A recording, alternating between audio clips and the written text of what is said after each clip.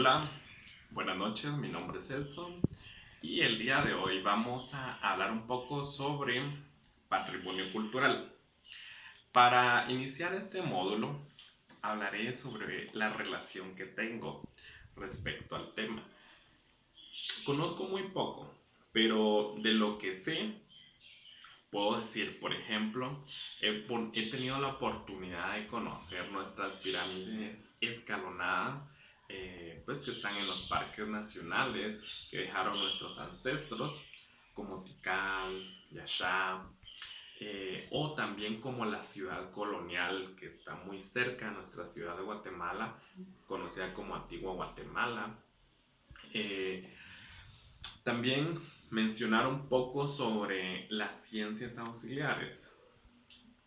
La, el patrimonio cultural son rasgos de nuestras culturas que nos dejaron y que podemos ver a la fecha, pero para poder entender un poco hay algunas ciencias que aportan conocimiento respecto a ello. Por ejemplo, la antropología, esta disciplina ayuda a entender los rasgos físicos que tuvieron estas personas.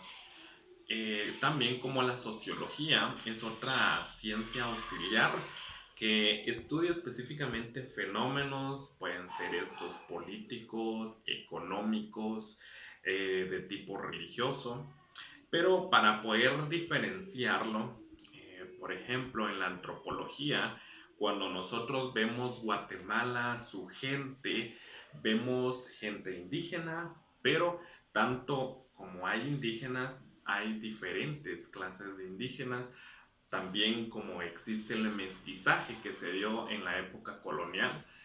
Pero para ejemplificar, por ejemplo, Guatemala, a pesar de ser una región multicultural, multiétnica, podemos hacer una gran diferenciación.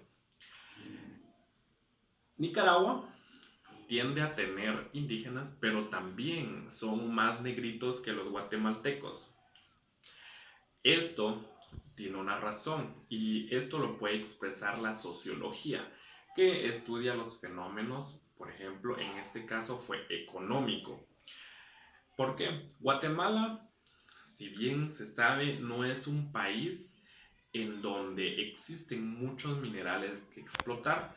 Cuando los españoles vinieron a conquistar, se dieron cuenta que en Guatemala no había muchas fuentes donde podían extraer minerales y lo que más le interesaban a ellos era el oro, por lo que se dedicaron a la agricultura.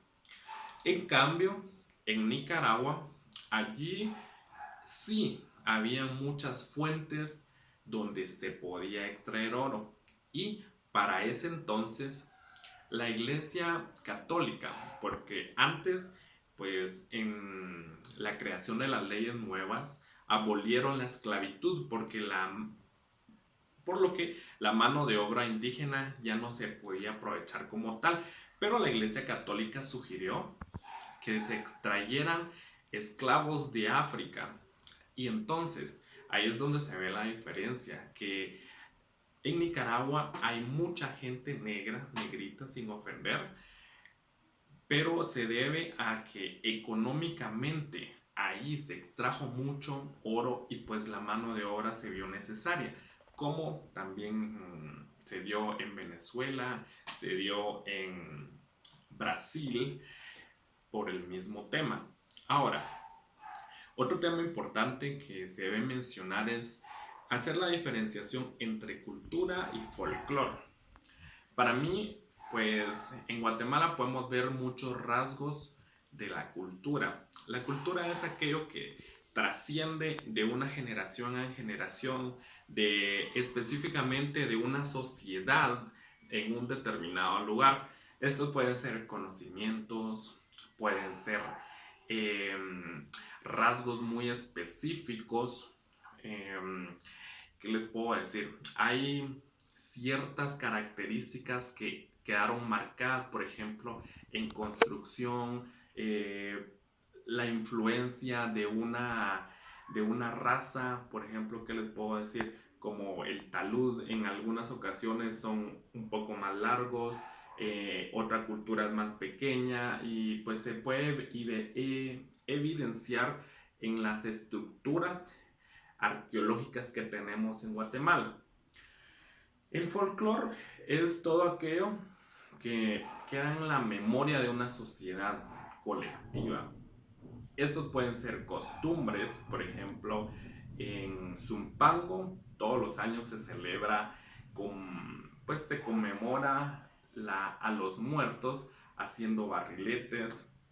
En otros lugares, si nos vamos, por ejemplo, en Tactic, ahí la gente, su traje, si ustedes tienen la oportunidad de ir, la gente viste con cortes muy elegantes, con huipiles tejidos a mano, que aproximadamente llevan 4 meses para hacer, pero lo que puede caracterizar de los alrededores de Alta Verapaz, específicamente Tactic, es que ellos usan un chachal, que es un collar con monedas de fichas de A25 que son de plata.